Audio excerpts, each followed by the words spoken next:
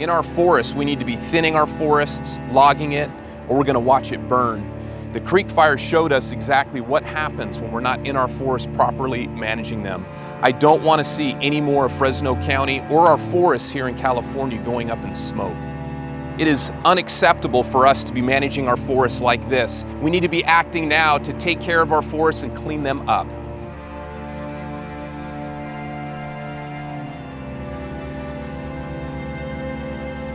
So Ty, I really appreciate you taking this time to be here with us today.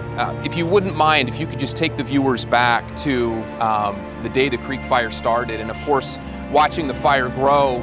At some point you knew that your home was in danger and your business was in danger. What went through your mind? What were you experiencing as you watched this fire grow? You know, it was really interesting because at the very start, it seemed so far away. And then by about Sunday, we knew like, ooh, this is really different deal. They can't seem to hold it back at all. And then by Monday, it was full on like emergency. Like we knew for a fact it was gonna get here and we were just doing everything we possibly could to prepare. You know, right now we got politicians still fighting in Sacramento. Some are talking about climate change. Some are saying we need to stay out of the forest. Lawsuits are being filed by environmental groups to stop fuel breaks. How does that make you feel? What do we need to be doing? I mean, it's frustrating. We need to let those guys log. We need fuel breaks. We need to clear out the forest. I mean, you can see how the Southern California Edison lands fared compared to Sierra National Forest. The Sierra National Forest hadn't been taken care of and it just burned, every bit of it. I mean, just nothing but black sticks left. So it's frustrating to see the red tape and the bureaucracy, and then this is the results. And then we still get no answers so far about what started the fire, why did it get so big?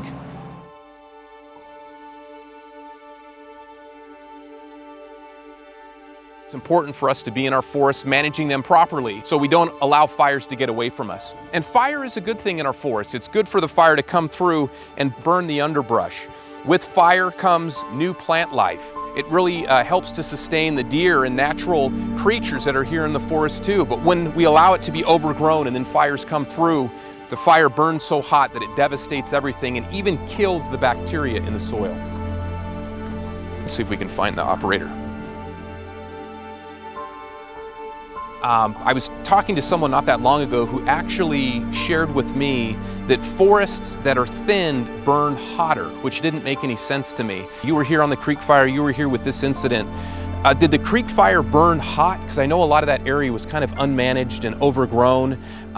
Did you find that the unmanaged area burned the hottest or the managed area burned the hottest? What was your experience? Whenever I was on the Creek Fire, it was in those initial, again, that initial 72 hours or so. And the fire behavior was just incredible. In the past 6 years, going out as a strike team leader and working on these fires that I've been doing just in the past 6 years, I feel like every year I've said something like, wow, I've never seen that. And the Creek Fire was no exception. You know, I got out there and I was like, wow, I've never seen this kind of fire behavior. Running up Tamarack Mountain in a matter of minutes, what I would have estimated, oh, that's gonna take a couple days. And it just burnt all the way up Tamarack, yeah. Now, did it burn up Tamarack quickly from your perspective because of the winds? Was it the fuels that were there? What caused it to move so quickly? The fire got so large so fast that it was generating its own weather. And it was taking the fire where it wanted to go. It was like the perfect storm. A lot of things had to go wrong for the fire to make it here and to be moving the way it was when it got here. It starts with forest management. The forests are just incredibly overcrowded, too much dead fuel, dry fuel, and then it turns into 400,000 acres. I mean, they had that thing wrapped up and then they lost it. These guys have to have the resources to fight the fire effectively, because once it gets moving like that, there's absolutely nothing they can do. They can't fly the aircraft because it's too smoky. They can't get guys in there because it's too hot. So once it hits that critical mass, there's nothing they can do except run. talk to us a little bit about what you saw. This fire started about 36 hours ago. It was called the Blue Fire. What did you see when you came here on scene, and why did they call this the Blue Fire? Initially, we were thinking this wasn't going to be a very large fire. A lot of potential. Creek fire didn't burn in this area, so we knew that this was kind of the back door to Shaver, and a lot of significant threat there as far as unburned vegetation between here and Shaver and Dinky. Once we got out here and we saw the fire activity that was actually occurring as a result of the incredibly low fuel moistures and the winds, there was a significant downburst from a thunder cell that really caused some erratic fire behavior, and it was eerily reminiscent of the Creek fire. The fire behavior itself, it put everyone on edge, and the folks that came out, specifically the dozer operators that really got in here and made some aggressive tactical decisions early on, really paid off huge. Limiting it to around 400 acres where we're at was just a huge testament to the early, smart, but tactically aggressive tactics to get things going here.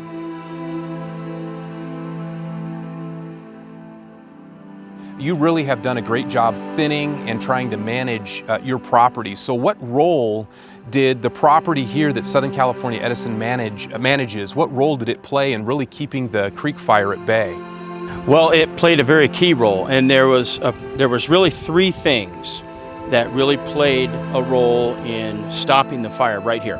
One, it was our historic management that's been going on for a little over 30 years.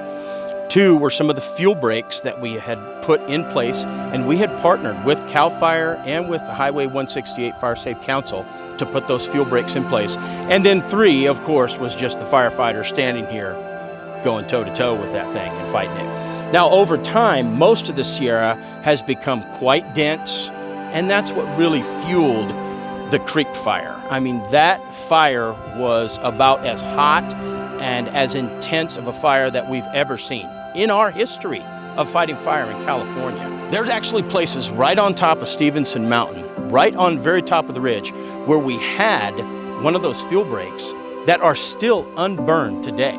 I could take you up to the top of that mountain where there would be a stretch of forest completely gone in black on both sides and right down the ridgetop, green, and that fire did not pass through that fuel break. It actually jumped over it, or the backfiring process ran fire up to it from this side.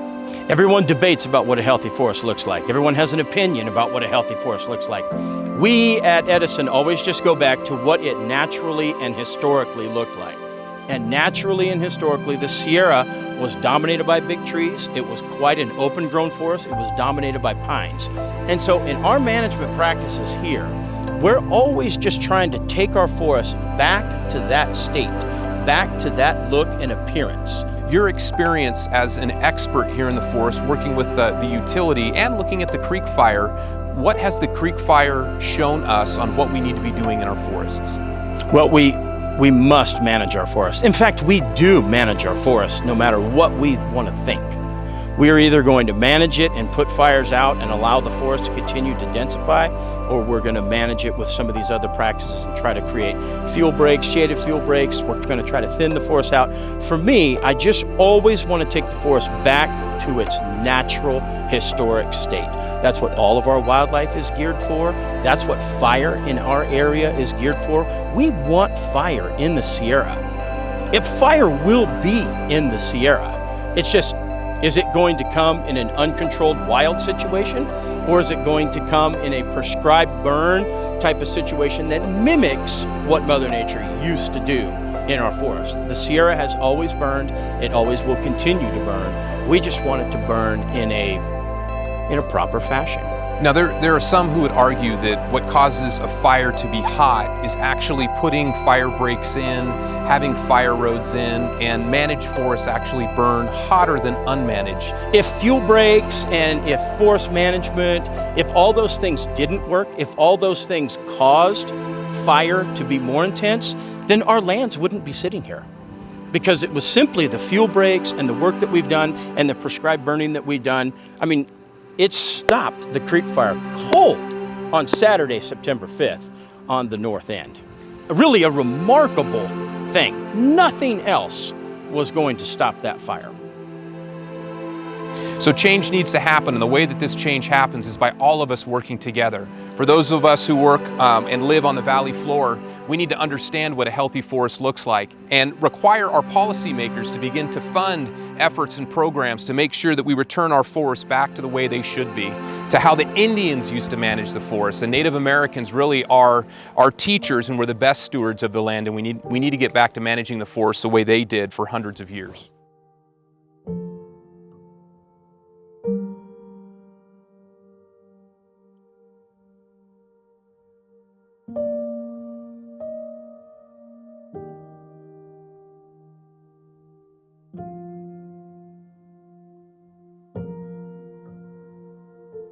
So we're working on a floor plan for the store. We've got a rough floor plan done and a rough site plan for the whole property.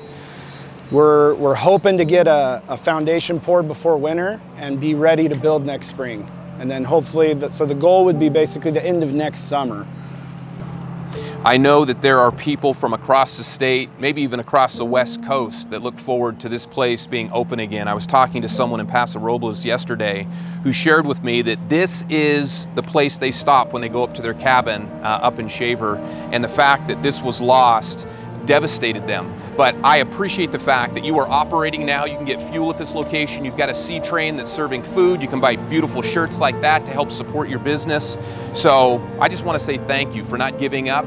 And really, your spirit and this location are a great representation of the people who live right here on this mountain. So thank you, Ty. I mean, it's not just me. It's like you said, it's everybody around here. And we're just trying to do all we can to support them and help people rebuild. And to see people's faces, like you said, that come here, that have come here their whole lives, and to see them come in again and see how happy they are to see us open again and doing something is great. We have tens of thousands of people who live in the Sierra area, and we need to be doing more so we don't have events where fires run away from us and threaten lives, threaten properties, and really threaten our future.